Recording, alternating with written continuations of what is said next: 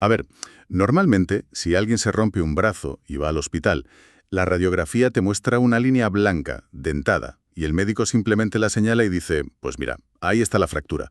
Es binario. ¿Está roto o no lo está? Exacto, sí. Es una certeza visual, o sea, te da tranquilidad. Tú identificas el problema y aplicas el yeso. Listo. Claro.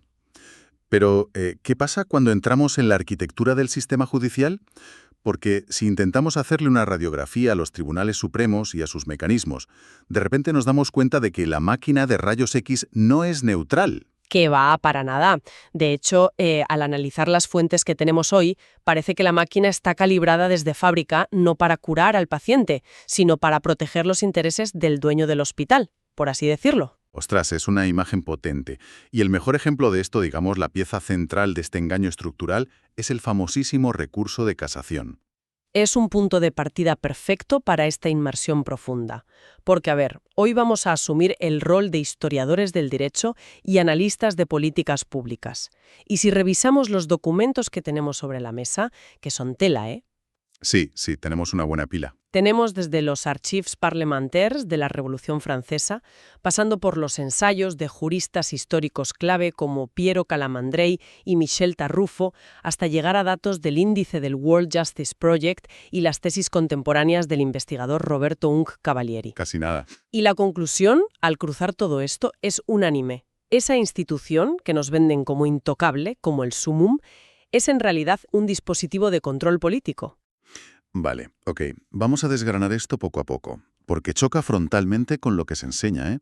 A cualquier estudiante de Derecho se le graba a fuego desde primero de carrera que la casación es la cima de las garantías procesales. Totalmente. O sea, se presenta como el escudo supremo del ciudadano contra la injusticia, la última esperanza cuando los tribunales inferiores meten la pata. Pero, según estos textos, estamos diciendo que fue diseñada literalmente como una correa para mantener a los jueces atados en corto. Total y absolutamente. Y para entender el por qué, el cómo funciona realmente este mecanismo, tenemos que viajar al momento exacto de su creación. Al pecado original, digamos. Exacto, al pecado original. No podemos comprender la disfunción actual sin leer las actas de quienes lo diseñaron. Nos situamos en la Asamblea Constituyente francesa entre el 27 de noviembre y el 1 de diciembre de 1790. Ahí es donde nace el Tribunal de Casación. Y el contexto aquí lo es todo, claro. Acababan de derrocar a la monarquía absoluta. Y junto con la monarquía querían desmantelar a los antiguos jueces. A ver, había un pavor absoluto al gobierno de los jueces. En el antiguo régimen, los llamados parlamentos estaban formados por magistrados aristócratas que básicamente compraban o heredaban sus cargos. Ya, claro. Era un club cerrado. Completamente. Entonces, la revolución crea nuevas leyes, pero los revolucionarios se dan cuenta de un problema gravísimo. Se preguntan, oye, ¿qué pasa si estos jueces conservadores interpretan las nuevas leyes a su antojo y las vacían de contenido? Claro, entiendo. Es decir, tú puedes aprobar la ley más progresista y revolucionaria en el Parlamento, pero si luego el juez de base decide interpretarla en su tribunal a su manera, pues te ha saboteado la revolución desde dentro. Precisamente. Por eso, las fuentes citan tanto el pensamiento de Montesquieu, que defendía que el juez debía ser simplemente la boca que pronuncia las palabras de la ley. Ni más ni menos. Un mero altavoz. Eso es. Todo debía someterse a la voluntad general, un concepto puramente de Rousseau. No querían que los jueces pensaran, querían que ejecutaran de forma mecánica. Y aquí es donde la mecánica del asunto me parece fascinante. Porque para evitar que los jueces interpretaran, no crearon un tribunal superior dentro del propio Poder Judicial. Crearon lo que llaman el referer legislatif. Así es. Y es fundamental que quienes nos escuchan entiendan esto. El Tribunal de Casación originario no era parte del Poder Judicial. Era un apéndice físico y orgánico del Poder Legislativo. Estaba ahí para vigilar. Era, como lo definían entonces en las actas, el ojo del legislador. Vale, para visualizarlo bien. Si este tribunal no entraba a valorar quién tenía la razón en una disputa entre dos ciudadanos, sino que solo defendía que la ley no fuera mal interpretada, es como tener un árbitro en un partido de fútbol que no está en el campo para asegurar el juego limpio entre los equipos. A ver, desarrolla eso. Claro. O sea, está sentado en la grada y su único trabajo es asegurar que ningún jugador cuestione el manual de reglas que ha escrito la directiva del estadio. Al árbitro le da igual si un equipo hace trampa o si hay una injusticia en el campo, solo le importa la pureza del reglamento. Fíjate, es una analogía muy precisa. Su objetivo era anular, o sea, casar, las sentencias que contravinieran el texto literal de la ley, defendiendo así el monopolio del Parlamento. No les importaba la justicia del caso concreto para el ciudadano. Madre mía. Entonces, a ver, si el origen es de un control legislativo tan puro y tan paranoico, la pregunta evidente es, ¿cómo es que este invento francés, tan específico, terminó dominando los sistemas de justicia de media Europa y de toda América Latina? Bueno, la respuesta en las fuentes tiene nombre y apellido: Napoleón Bonaparte. Él coge este ojo del legislador y lo convierte en un producto de exportación masiva. La maquinaria imperial, vaya. Tal cual. En 1804, Napoleón transforma ese tribunal en la Cour de Casación Imperial. Lo integra ya en la estructura del Estado de una manera mucho más vertical. Y aquí entra una maquinaria que los historiadores describen como la tríada del poder. La casación y qué más. La casación, el Código Civil y el Código de Comercio. Estas tres herramientas eran inseparables en las campañas de expansión napoleónicas. Eran un pack. Claro. Imaginemos la mecánica de una conquista territorial. Entras en una nueva región e impones tu código civil. Pero, a ver, de nada sirve tener un libro de leyes preciosos si los jueces de esa provincia siguen fallando según sus costumbres locales centenarias, ¿no? Necesitas un mecanismo de fuerza para asegurar que acaten la ley central. Exactamente, y esa fuerza era la casación. Y ojo, porque ese mismo modelo operativo luego cruza el océano. Durante las independencias en Hispanoamérica y en las épocas de formación de los nuevos estados-nación, las repúblicas nacientes utilizaron la casación con ese mismo fin exacto. Como una herramienta de asimilación. Totalmente. Por ejemplo, los textos citan la época de la llamada regeneración en Colombia, a finales del siglo XIX, o el desarrollo histórico del amparo en México. La casación fue el mazo con el que el centralismo aplastó al federalismo. O sea, un sistema operativo legal, pero que venía con un software oculto de rastreo diseñado para que la capital controlara a las provincias. Qué buena forma de verlo, sí.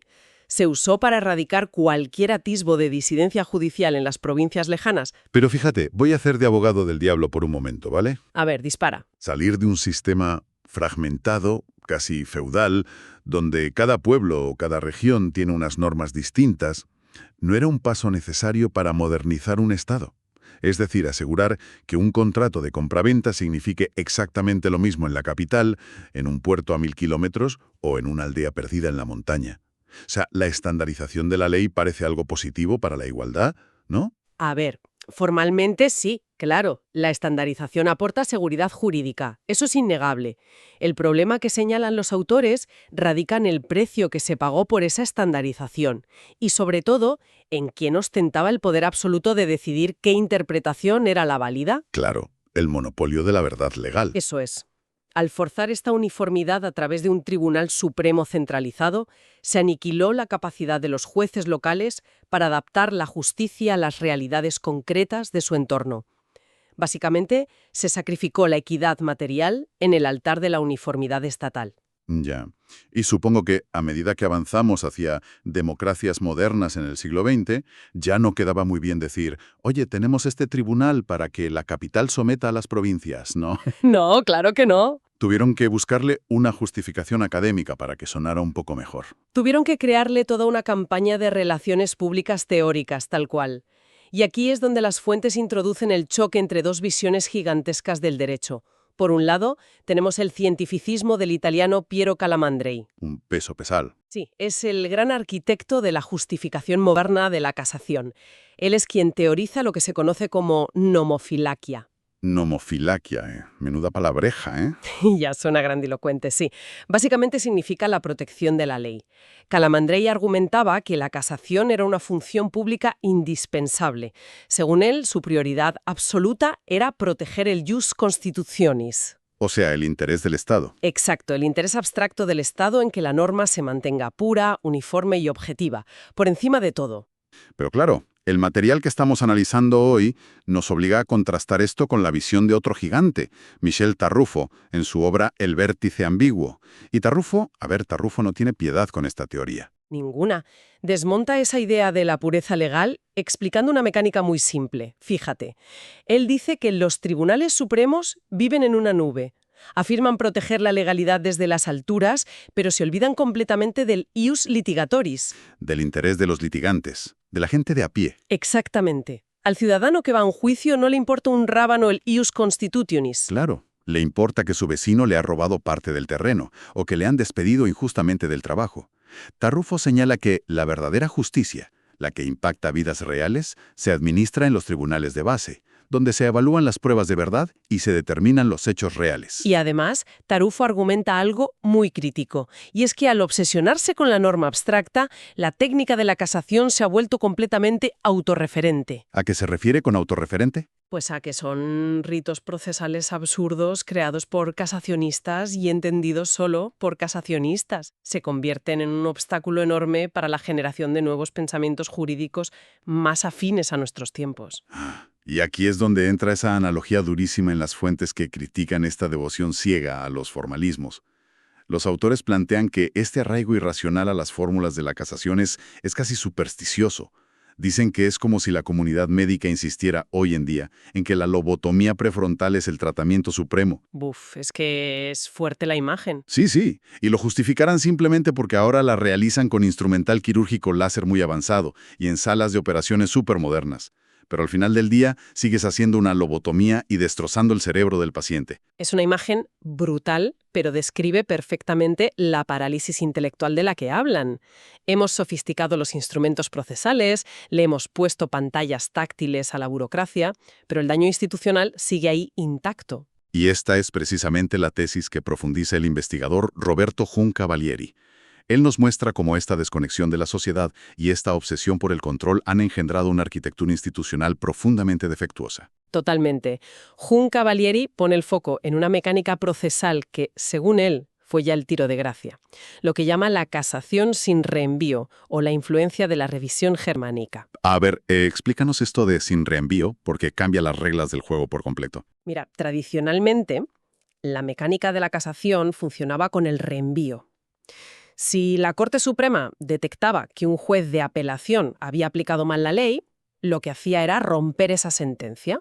De hecho, de ahí viene la palabra casar, del francés casser, que es romper. Romper, claro. Pues la rompía y la devolvía, la reenviaba a otro tribunal inferior para que éste dictara una nueva sentencia corregida. De esta forma, la Corte Suprema nunca, jamás, se bajaba al barro de decidir los hechos del caso. Se mantenía en su papel de árbitro de las reglas que decíamos antes. Eso es. Pero claro, bajo el pretexto de la eficiencia y para evitar juicios que duraban décadas, las Cortes Supremas decidieron empezar a dictar ellas mismas la sentencia final. Empezaron a fallar sobre el fondo del asunto. Y al hacer esto, traicionaron su modelo histórico. Claro. Dejaron de ser un tribunal de la ley para convertirse en un tribunal del caso. Se erigieron en una superjurisdicción.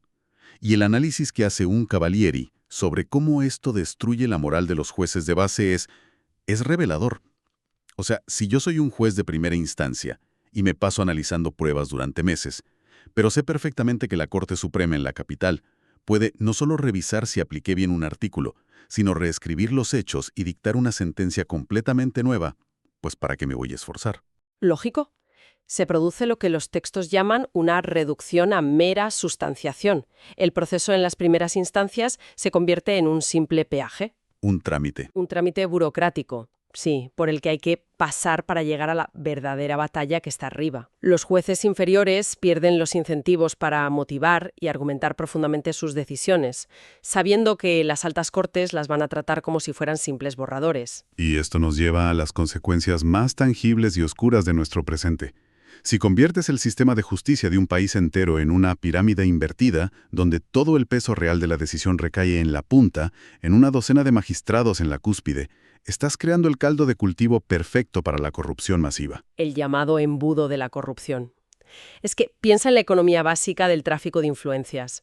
Si tú eres un actor político o un poder económico muy fuerte y quieres asegurar un resultado judicial a tu favor, a ver, ¿qué es más eficiente? Ya veo por dónde vas. Tu dinero en nombrar o influir a 5 magistrados de una sala de casación en la capital. Es pura economía de escala aplicada a la corrupción.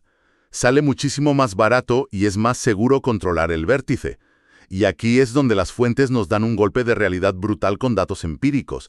Hablan del índice de Estado de Derecho del World Justice Project. Los datos son demoledores. Cuando observamos a países que pertenecen a la familia del sistema jurídico civil continental, pero que históricamente no han tenido casación en su forma pura o que la han sustituido por otros modelos, como Alemania o Argentina, vemos que sus puntuaciones de transparencia y eficacia están muy arriba. Pero luego miras en otro extremo de la tabla, países donde a la casación se le rinde un tributo especial, donde, como decíamos, los abogados la tratan casi como una entidad religiosa y supersticiosa a la que hay que rezar con fórmulas mágicas, pues esos países se hunden en el índice. El caso más extremo y crudo que citan las investigaciones es Venezuela, que fíjate es precisamente el país natal de Roberto Giancavalieri. Es un país que históricamente ha ocupado el último lugar absoluto de este índice. El puesto 139 de 139 jurisdicciones evaluadas. Tela. Es un sistema donde esa superinstancia macrocefálica ha servido para que la justicia sea básicamente un campo de batalla exclusivo para facciones políticas. Es un tapón absoluto. Si no tienes dinero para sostener un litigio durante 10 o 15 años y pagar a un superespecialista en casación, te quedas fuera. Entonces, llegados a este punto, ¿cuál es la salida? Porque está claro que añadir más leyes procesales o inventar nuevos filtros discrecionales no soluciona el problema de fondo. No, sigue siendo la misma máquina de rayos X trucada. Aquí es donde las fuentes dan un giro hacia la vanguardia total. Roberto Giancavalieri, trabajando junto al tecnólogo Robinson Rivas, propone algo disruptivo. La solución no es jurídica, o sea, requiere políticas públicas de transformación digital profunda y real.